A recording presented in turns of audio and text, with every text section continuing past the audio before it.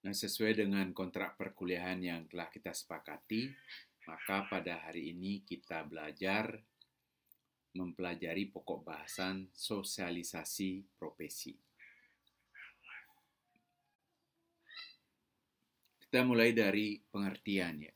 Sosialisasi adalah suatu proses seumur hidup dari seorang individu dalam mempelajari kebiasaan yang meliputi cara hidup, nilai-nilai dan norma profesi yang terdapat dalam masyarakat agar dapat diterima oleh anggotanya dan masyarakat sekitarnya atau masyarakat lainnya. Nah, tujuannya adalah yang pertama untuk mengetahui nilai-nilai dan norma-norma yang berlaku di dalam suatu masyarakat sebagai keterampilan dan pengetahuan yang dibutuhkan untuk melangsungkan kehidupan seseorang kelak di tengah-tengah masyarakat sebagai anggota profesi dan sebagai anggota masyarakat. Yang kedua, mengetahui lingkungan sosial budaya, baik lingkungan sosial tempat individu bertempat tinggal, termasuk juga di lingkungan sosial yang baru, agar terbiasa dengan nilai-nilai dan norma-norma yang ada pada masyarakat tersebut. 3. Membantu pengendalian fungsi-fungsi organik yang dipelajari melalui latihan-latihan mawas diri yang tepat. Yang keempat, menambah kemampuan berkomunikasi secara efektif dan efisien serta mengembangkan kemampuannya seperti membaca, menulis, berrekreasi dalam organisasi atau berkreasi ya dalam organisasi.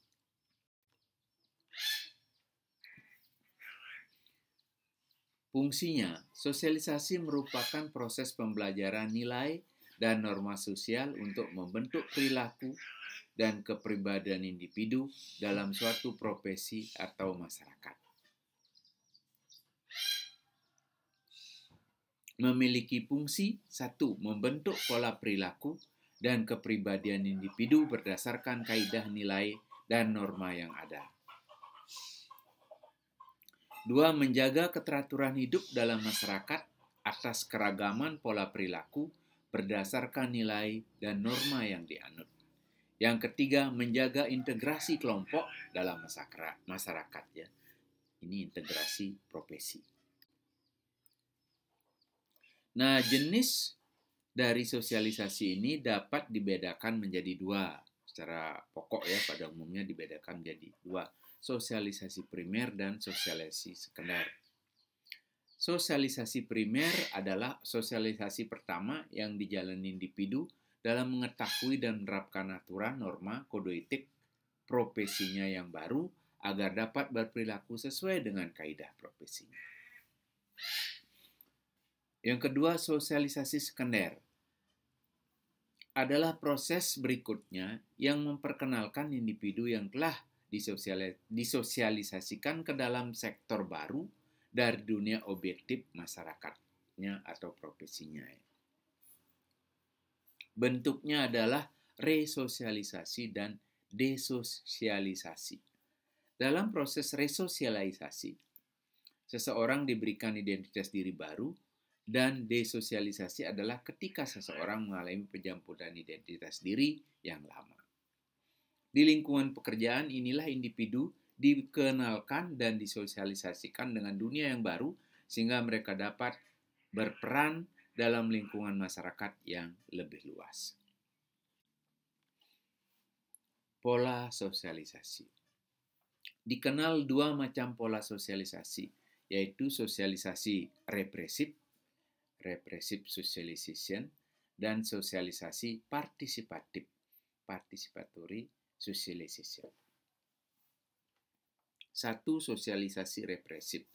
Di masyarakat kita seringkali melihat ada pengurus, atasan, atau pengelola yang memberikan hukuman fisik pada anggota yang tidak menaati perintahnya. Misalnya memukul anggota yang tidak mau menaati perintah. Contoh ini merupakan salah satu bentuk sosialisasi represif yang ada di sekitar kita.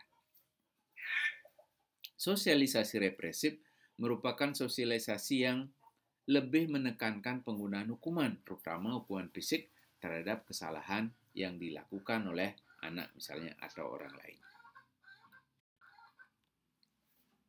Ciri dari sosialisasi represif ini adalah 1. Menghukum perilaku yang keliru. 2. Adanya hukuman dan imbalan material. 3. Adanya kepatuhan. 4. Perintah sebagai komunikasi. 5. Komunikasi non-verbal atau komunikasi satu arah yang berasal dari otoritas pemegang kekuasaan. 6. Sosialisasi berpusat pada otoritas pemegang kekuasaannya. 7. Anggota memerhatikan harapan otoritas. Jadi apapun yang diinginkan oleh otoritas pemegang kekuasaan harus diperhatikan oleh anggota. 8. Biasanya didominasi oleh pemegang otoritas atau kekuasaan.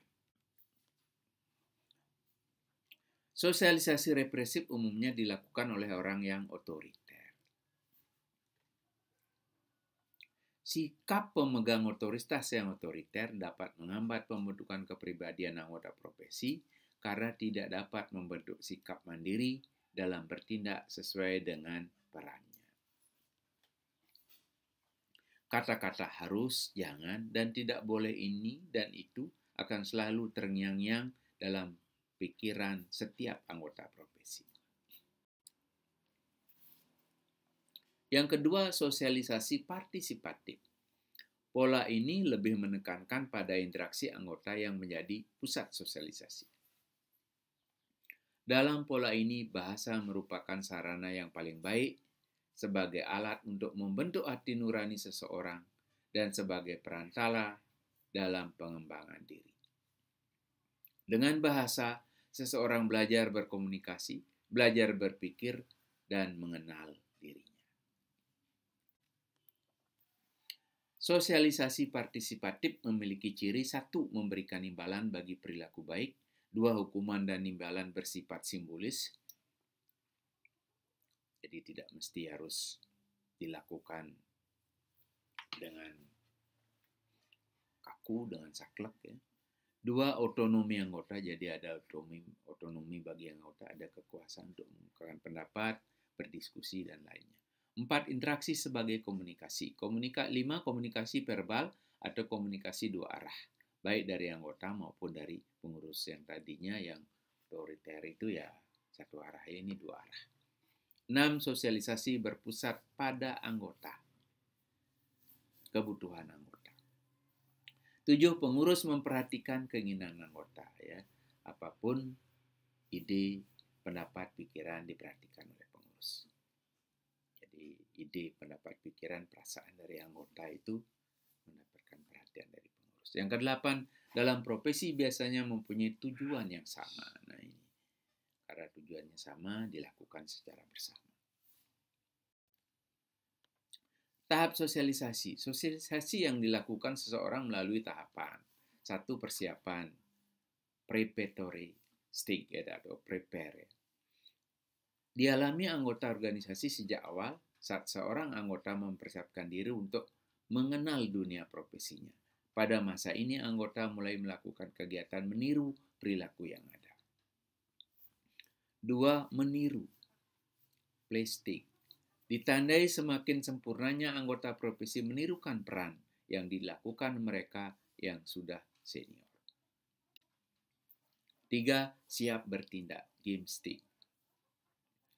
Peniruan yang dilakukan sudah mulai berkurang dan digantikan oleh peran yang secara langsung dimainkan sendiri dengan penuh kesadaran. Dan yang keempat adalah penerimaan norma kolektif, generalistik. Seorang atau profesi yang dianggap telah dewasa sudah mulai menempatkan dirinya pada posisi di masyarakat secara luas atau pada posisi di komunitas profesinya.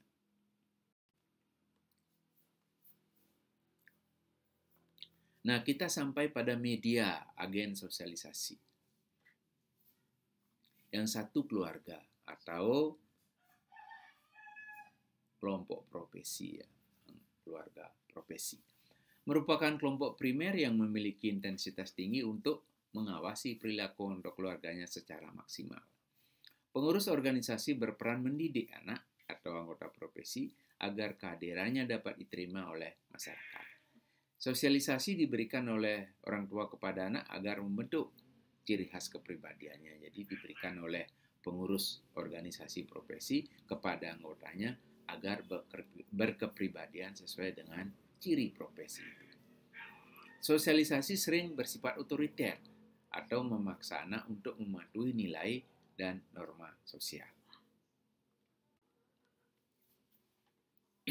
Yang kedua, kelompok lingkungan kerja dilakukan antar teman, terjadi secara ekualitas, hubungan sosial yang sederajat. Hubungan pertemanan yang tidak sebaya tetap dapat membentuk hubungan yang sederajat. Kelompok tempat kerja ikut menyentuh menentukan cara berperilaku anggota kelompoknya. Menjadi bagian dari subkultur yang dapat memberikan pengaruh positif atau negatif. 3. Media massa. Dilakukan untuk menghadapi masyarakat luas. Pesan sosialisasi lebih bersifat umum. Diperlukan peran serta masyarakat untuk bersikap selektif terhadap informasi yang akan diserap oleh anggota. Nah ya, media massa ini ya bebas memberitakan, kitalah sebagai penerima untuk selektif ya. Sosialisasi mengikuti segala bentuk perkembangan dan perubahan sosial yang bersifat universal ya, perubahan. Berperan penting untuk menyampaikan nilai dan norma untuk menghadapi masyarakat yang heterogen. Nah, demikianlah pembahasan tentang sosialisasi profesi. Silakan dipelajari lebih lanjut. Kalau tidak ngerti, tanyakan dulu dengan temannya. Kalau toh juga tidak ngerti, silakan tanyakan kepada saya. Semoga ada manfaatnya dan terima kasih.